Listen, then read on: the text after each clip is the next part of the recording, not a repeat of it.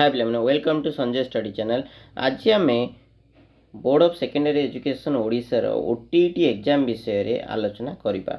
OTET exam रे तुमे माने समस्त जानिच एबे तुम मानकर रिसेंटली एग्जाम हैला। एग्जाम है कि तुम मानकर आंसर की आसी सारी। आंसर की आसला पर तुम माने पिला माने कौन करिचो ना आंसर की रो जो ऑप्शन भूल आंसर पई तुम माने कौन करिचो ऑब्जेक्शन करिचो। तो माने एठी तुम मानकर ऑब्जेक्शन चैलेंज आंसर की तुम माने अपलोड करिचो।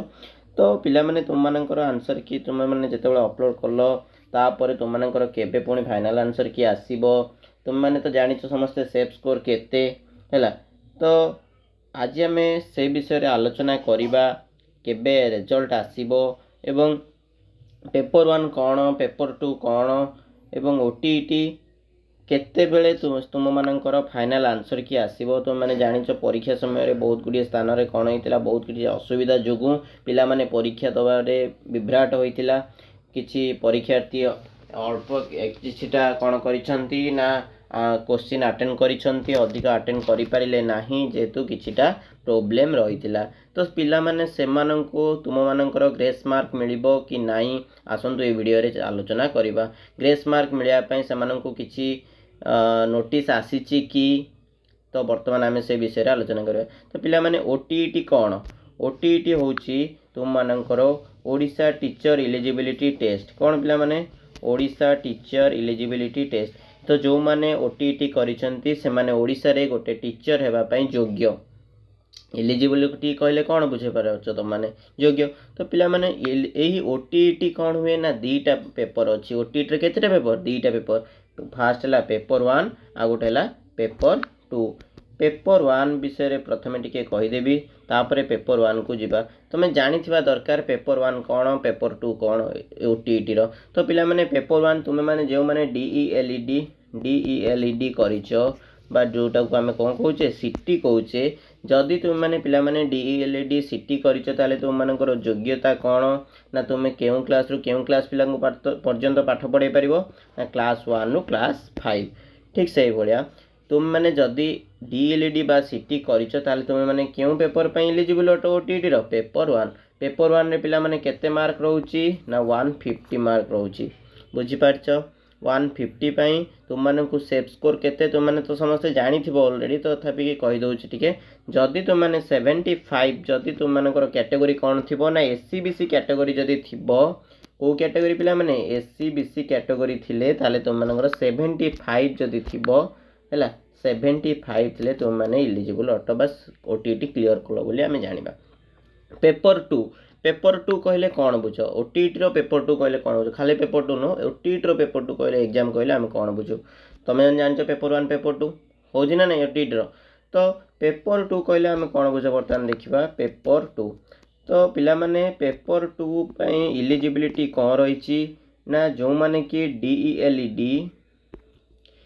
डीईएलईडी प्लस ग्रेजुएशन ये है गोटे कौन डीएलईडी बा डीएलईडी प्लस ग्रेजुएशन करिथिबे किंबा किंबा नचेत कौन करिथिबे ना बीईडी क्वालिफाई करिथिबे। कौन पिला माने डीएलईडी प्लस ग्रेजुएशन हेइथिबा दरकार नचेत बीईडी जे कौन सी ए दीटा भितरु तुम मानकर जोटा गोटे मध्य तुम मानक पाखरे अच्छी क्वालिफिकेशन ताहाले तुमे माने पेपर 2 पई एलिजिबल अट।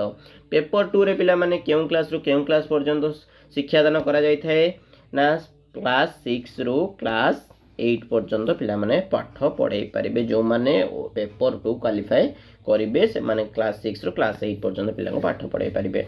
तो माने तो जानिचो 9 और 10 हमर कोन होचे हाई स्कूल आसी। तो माध्यमिक शिक्षा उच्च माध्यमिक शिक्षा एटा आमर एक प्रथम रु पंचम श्रेणी कौन पिला माने प्राथमिक शिक्षा। तो पेपर 2 रे डीएलईडी प्लस ग्रेजुएशन रहितबा दरकार बीईडी मध्ये रहितबा बीईडी नचेत बीईडी हैला ए जदी तुम मानकर एटा अछि ताले तमे देई परिबो बीईडी थिले मध्ये देई परिबो पेपर 2 एग्जाम पे तमे क्वालिफाई हे परिबो। बुझ पाइला पिला माने।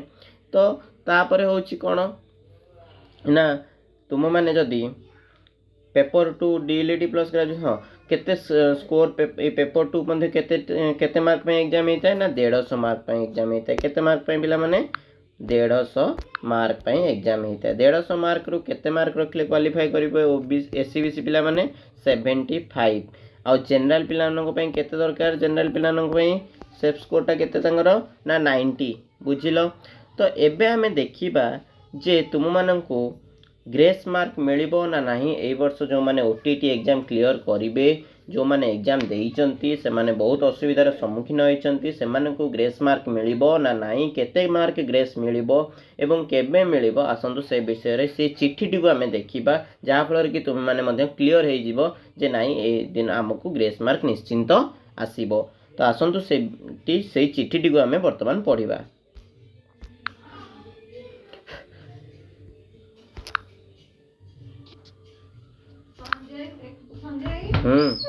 घरे अछि जे मु स्विच ऑफ करछि मु वीडियो करछि बोली टिके मु स्विच ऑफ करछि हां मु देखुछि टिके देखि कहूछि वीडियोटा करूछि तो टिके सही जगह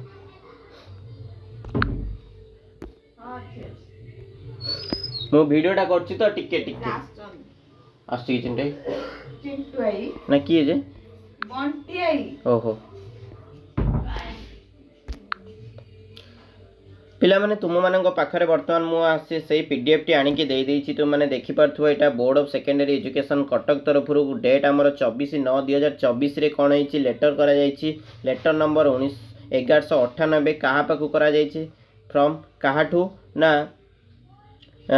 हमर the secretary of BSC Odisha Cuttack करिछि काहाकू करिछि ना to the all district education officer of the state DO को पाखक पिला माने एटी चिट्ठी करा जायछि बीएससी तरफ रु डीओ को पाखक चिट्ठी करा जायछि काहे की करा जायछि ना कंडक्ट ऑफ ओटीटी एग्जामिनेशन 2024 पई तुम मानकर डीओ को पाखक बीएससी ओडिशा चिट्ठी देछि कोन देछि ना sir with reference to the subject cited above I am to inform you that some of candidates OTT 2024 who had appeared at the exam center in your jurisdiction and have made complaint before the authorities of the board that one day of the examination the electric supply of that center were cut off for some time due to heavy rainfall and thunderstorm for which they could not read the write properly for which they have requested extra time which was not provided by the center superintendent.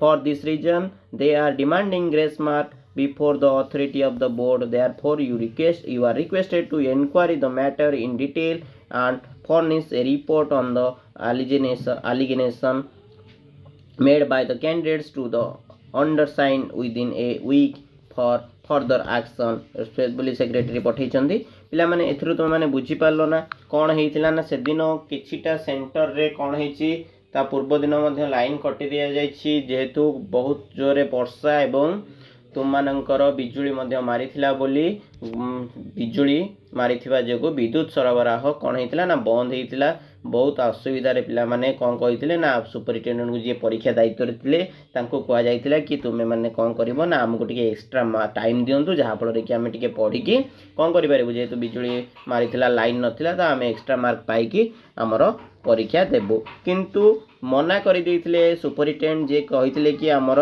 तुम वर्तमान तुमको आम कौन दे पारिबु ना समय दे पारिबु नाही एथिपाई एटा inquiry करिया पाई ए घटना कौन हेइची यार इनक्वारी करिया पाई बीएससी कौन करिछि ना पिला मन डीओम को देइछि चिट्ठी लिखिछि जे तुम माने घटनार पूरा पुंखानुपुंख भाव में तर्जमा करिकि मते रिपोर्ट दियो जहा फल कि पिला माने दाबी करछन जे से मानको ग्रेस मार्क मिलबा पाई तो एथिरु तुम माने पिला माने जानि पारुछो जे तुम मानको ग्रेस मार्क निश्चिंत मिलिबो तो जदि पिला माने तुम मानक पई किछि इन्फॉर्मेशन ए वीडियो रे पाइथिबो तबे वीडियो टी को लाइक कमेंट शेयर सब्सक्राइब करिया को भूलिबो नै एवं पाखर ते बेल आइकन को मध्य ऑन कर दो जहा फल कि तुम माने हम चैनल रे नुवा नुवा वीडियो गुड तुम मानक पई अपडेट निश्चिंत आसीबो आ केबे स्कोर कार्ड आसीबो से विषय रे तुम माने जानि परथिबो तो 7 दिन भीतर तुम मानकर देबे डीओ हैला डीओ देला परे बीएससी को 7 रु 14 दिन भीतर तुम मानकर अप्रोक्सीमेटली 15 डेज भीतर तुम मानकर रिजल्ट पब्लिश हो केते मार्क ग्रेस मिलिबो